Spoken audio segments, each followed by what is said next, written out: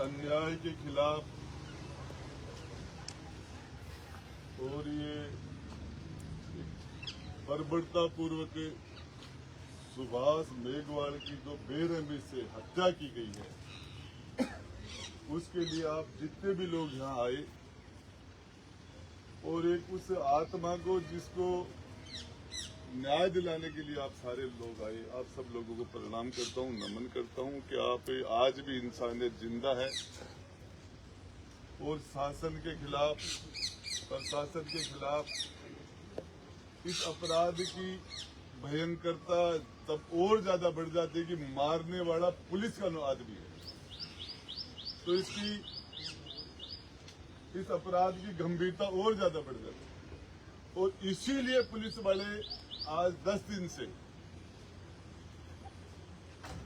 अपराधी के खिलाफ गिरफ्तारी नहीं की, न तफ्तीश की, न उस घायल आदमी से घर वालों को मिलकर उसको प्रॉपर इलाज कराने की व्यवस्था करने दी। हो सकता है ये लोग ठीक तरीके से काम होता तो हमारे बीच में आज वो मौजूद होता।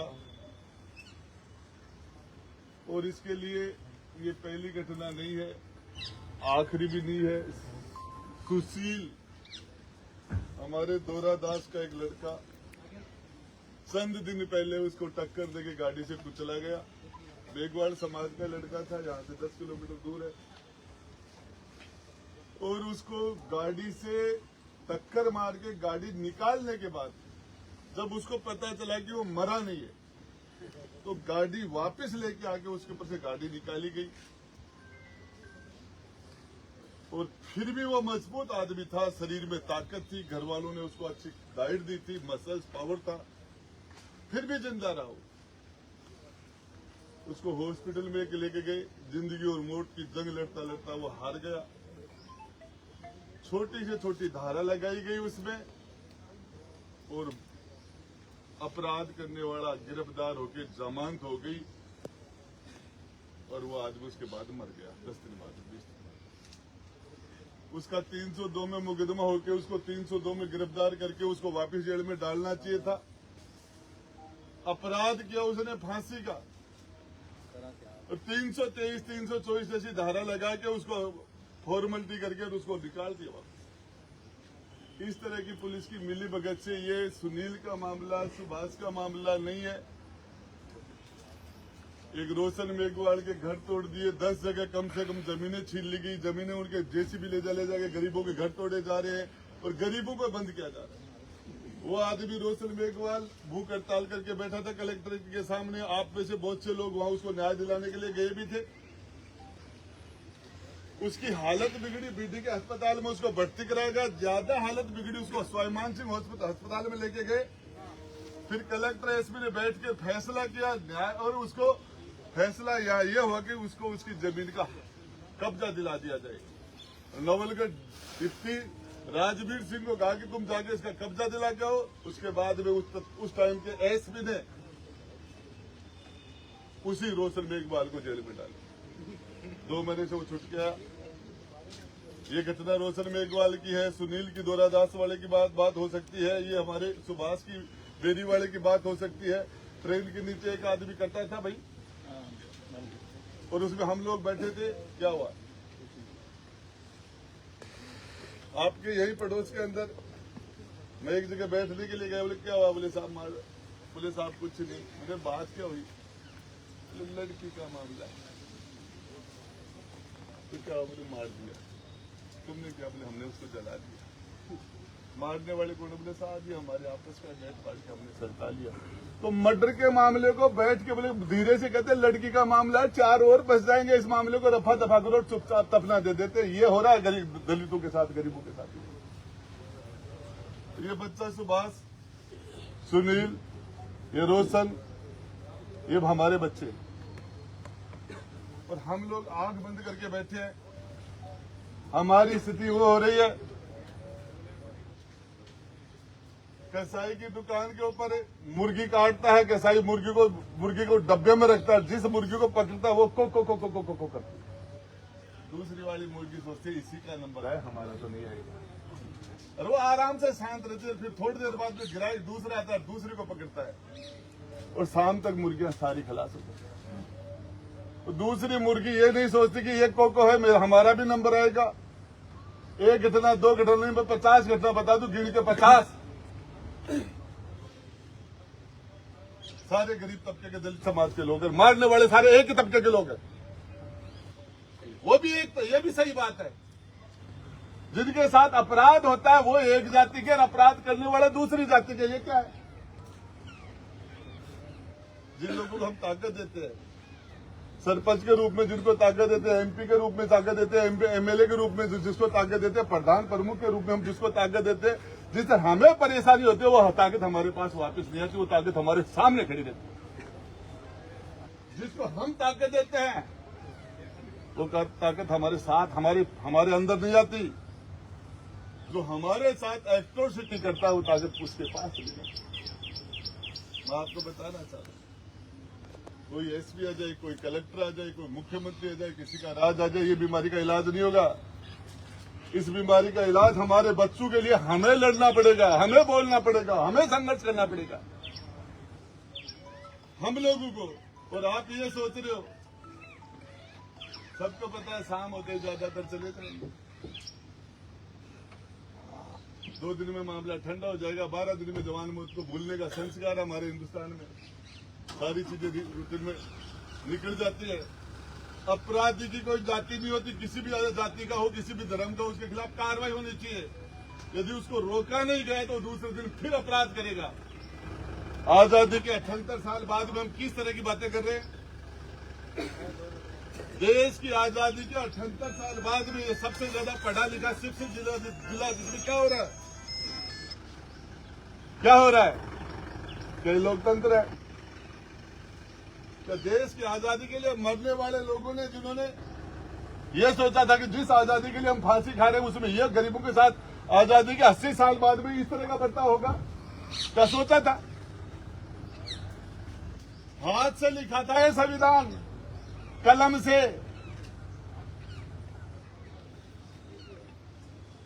3 साल लगभग लगे थे इसमें। इसलिए लगा रहा हुआ आदमी कि इस कलम से मेरे लोगों का भला हो जाएगा। ये नहीं सोचा था कि आजादी के 78 साल बाद में मेरे लोगों को इस तरीके से बेरहमी से कत्ल किया जाएगा और कत्ल करने वाले राज के पुलिस के लोग होंगे। सोचा था। पप्पू मीणा का कत्ल कर दिया केतड़ी के अंदर, हवालात के अंदर मार दिया उसको। भाई रवि मीणा मेरे पास हो रहा था, उसने मुझे मोबाइल निकाल के दिया। बोले गुड्डा जी ये फोटो देखो किसकी है। मैंने कहा किसकी है? बोले पहचानो आप किसकी? बोले मेरी है। मैंने कहा तेरी फोटो ऐसे है? बोले उन्होंने मार मार के मुझे ऐसा बना दिया। बोले वो 15 दिन तक खाना नहीं खाता।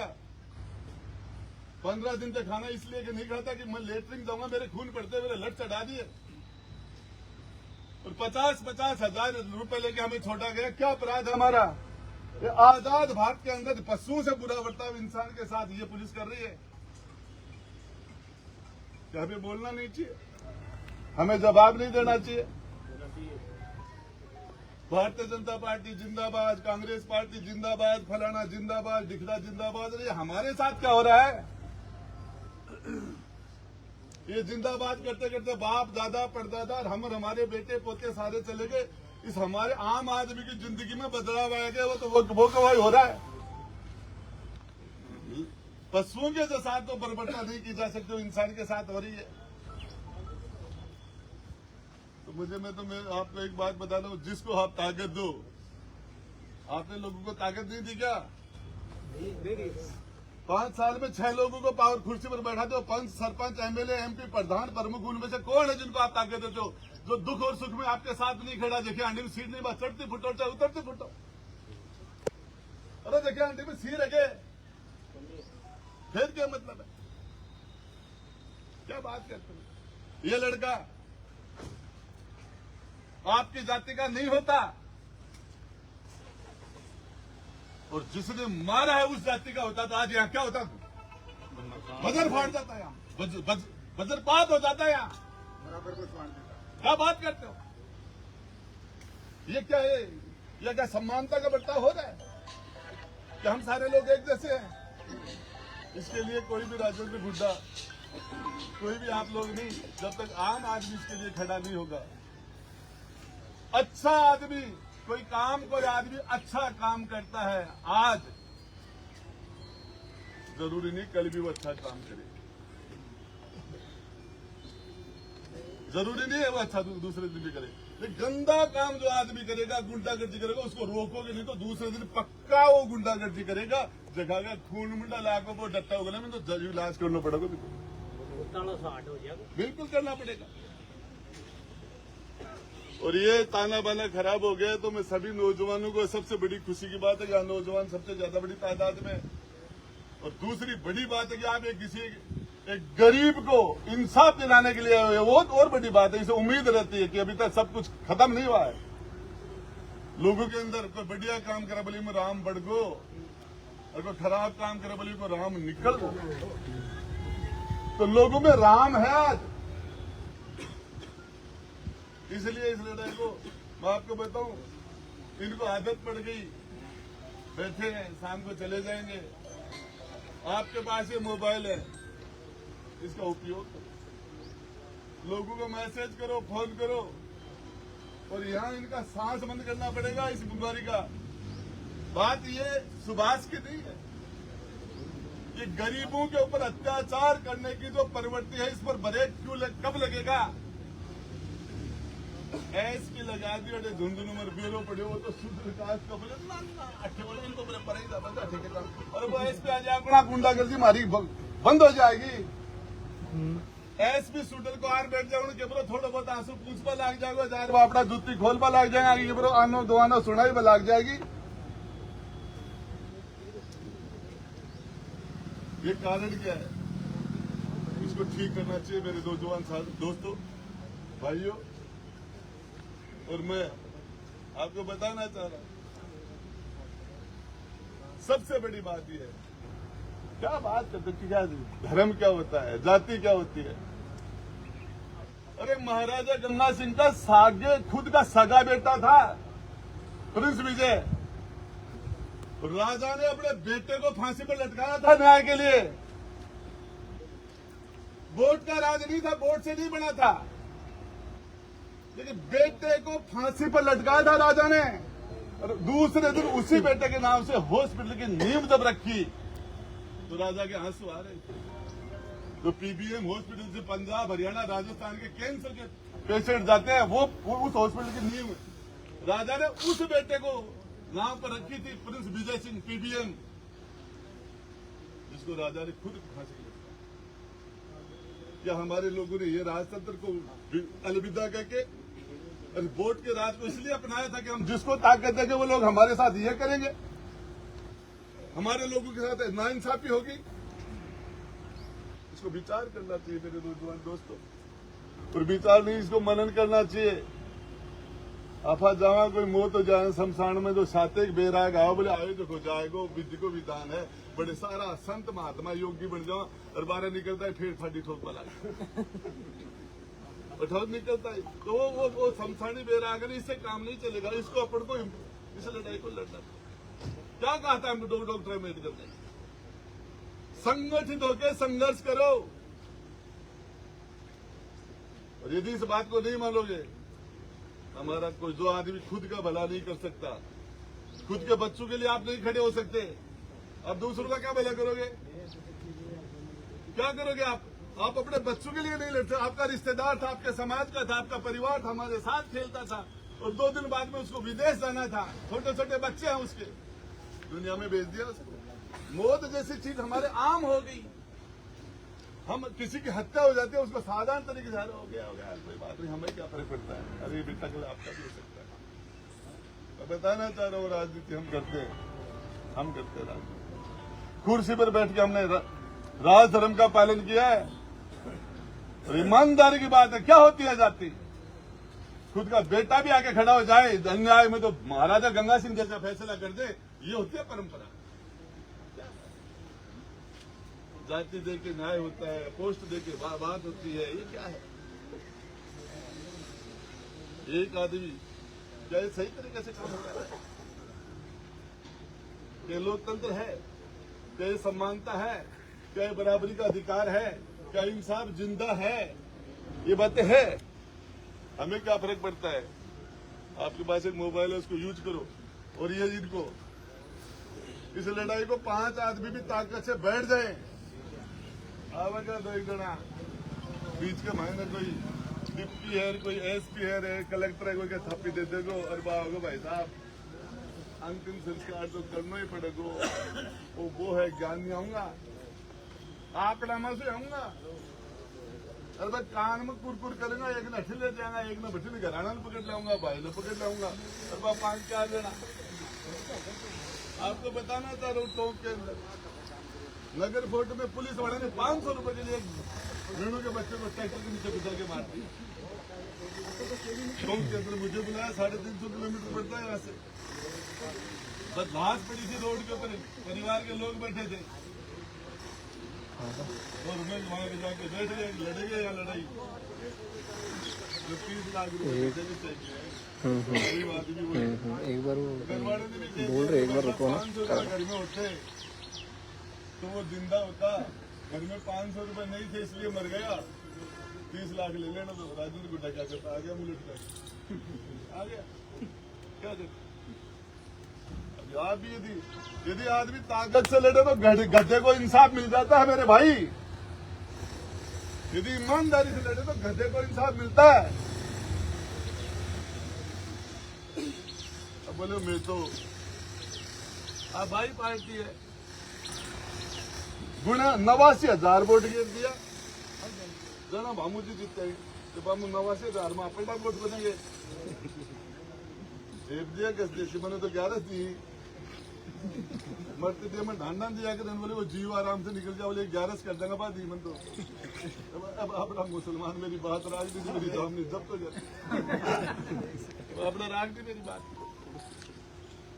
निजाम नहीं जब तो जाती है। ठाकरांगर मेरे को भरोसा तो मैं बिड़को तो नहीं मिलत चाहते हो मैंने अरे मैं बता रहे हकीकत है।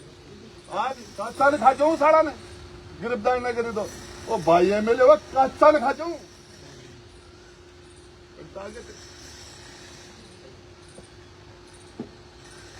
अब ताकत बाह में गाल दी देखा अपने सामने खड़े।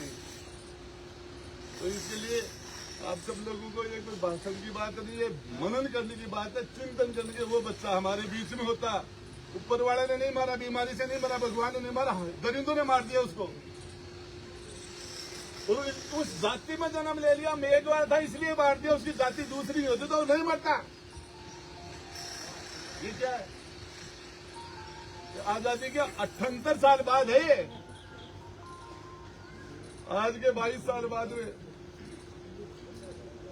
22 साल बाद में देश की आजादी का 100 वर्ष हो जाएगा। रफा जश्न मनाऊंगा। स्थिति आ क्या वास्ते को जश्न है क्या है?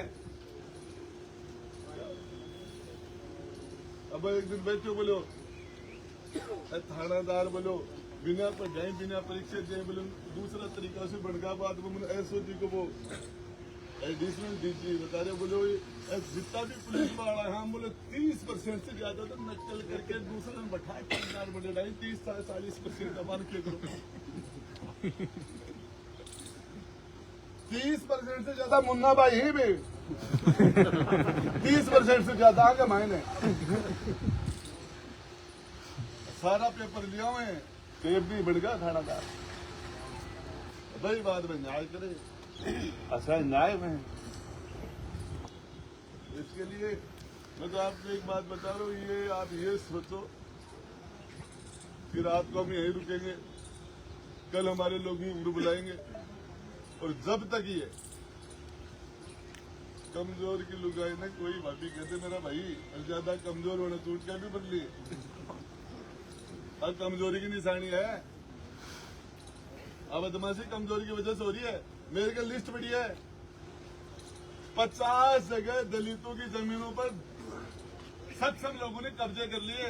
रोते रोते रह गए, बोले आंसू पूछ देंगे 5 रुपया ले जा। 50 जगह इस जिले में। और गवर्नमेंट एक कानून है को बना दिए। देखो बोलो बच्ची ने ले जाओ और 10 लाख रुपया गवर्नमेंट का छोड़ो दे वो जोर को काम हो रही है।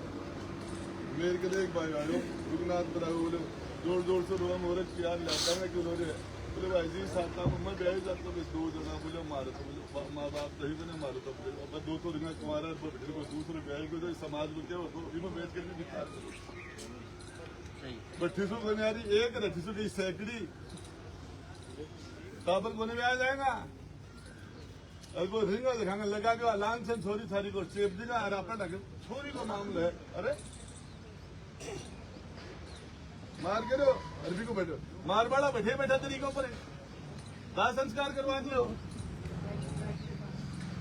एक भी आदमी आपका मदद करने के लिए नहीं जाता, गरीब की मदद के लिए नहीं खड़े होते। आपको एक बात बताना चाह रहा हूँ, किसी गरीब की बच्ची की शादी होती है कितने सक्षम लोग हैं जो जाके वो मदद करते हैं। 0 नंबर आ रहा है। देखो अफसर बड़ गोभी की जाति दूसरी होगी वो परे चलेगा तो मेरा भाई को ना